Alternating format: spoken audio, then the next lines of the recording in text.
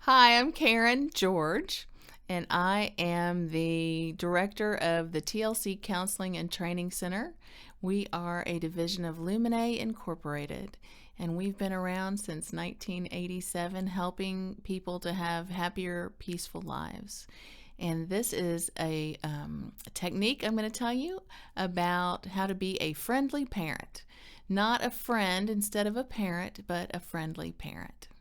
So I got a call yesterday from my friend Susan E., who said, "What are you doing? What are your 3 rules for your house that's helping you with your child and your husband to not go crazy during the pandemic?"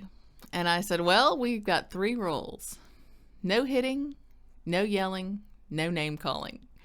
She said, "Let me go write those down." So she wrote them down and she said, "How do you do that?" Okay. It's easy. It's rules for the whole house. Nobody yells, nobody hits, nobody calls names. Calling names includes if it is smelling rotten eggs, or if it is a sentence that could end with "you stupid idiot," like "I told you that, you stupid idiot." So there's your rules for your shut-in. No, everybody does the same thing, and if you make a mistake and you do it, you have to sit down and think, "Oh, no hitting, no hitting, no hitting." And then when you're ready to get up and not hit, you can say, "I will not hit you anymore." And then you get a clean slate and you get to go back and everything's okay again. And then you can try again. And it's great because mine is the yelling. That's my big issue. And I have to think, no yelling, no yelling, no yelling.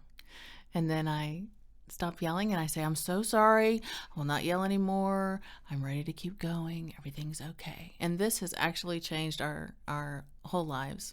We started it before the shut-in, and now it's the most valuable tool we have.